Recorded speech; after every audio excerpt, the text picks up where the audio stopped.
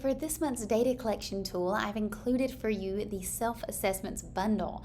So this includes 9 different self-assessments over a variety of SEL topics. They're all a similar format, just the topics vary, so obviously the questions vary, but I wanted to break down one to show you step by step what it looks like. So you're going to get a zip file, and then within it you're going to get 9 different topics. And then within each topic, you're going to get a print version and a digital version. So for example, here's the one for self-control. So you'll get a print version here. So these are just simple yes or no questions for the students to answer regarding self-control. And you want to be sure to get their name and date on this. You can record that info to later compare it. And you're going to give these out before sessions start and after. So in the first session and during the last session. You can use these with groups or with individual kiddos. But I really want to show you the digital version here. Now the digital version is great because you can edit it. So you're going to click on the link to make a forced copy. And then you'll see here you can edit it. So you can, add, change the questions, add new questions, delete questions, whatever to fit your students' developmental needs or individual needs. I mean, even if you're seeing multiple students for self-control, you could tweak it a little bit to reflect their individual needs.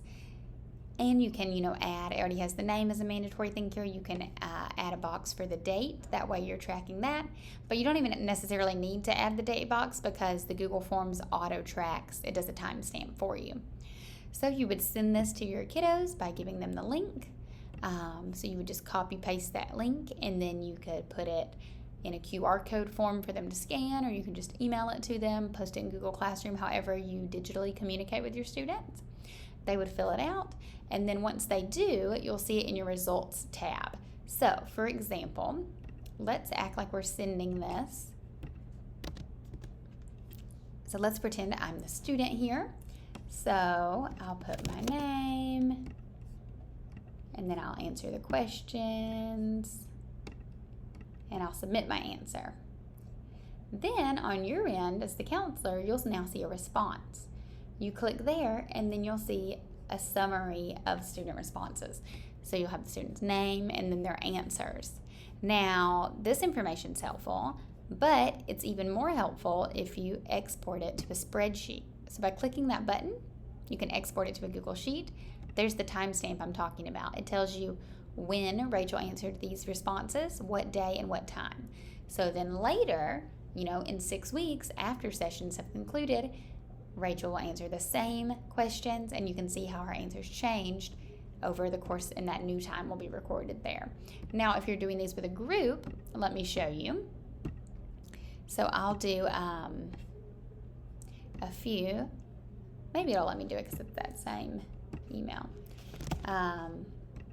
That's my husband's name. I like to use him for examples all the time. And we'll do one more. I'll use my son Marin's name. So here you can see, we'll pretend that these students have submitted theirs. So now your version shows 3 responses. And now you can see these really cool pie graphs.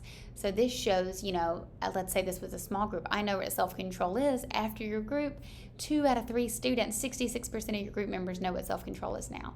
66% of your group members understand choices and consequences. 66% know what to do when they feel out of control.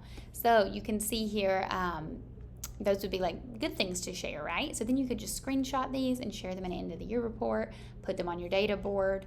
But maybe we get some data like this. I know how to control my words and body when I'm upset. 66% of your students said they do not.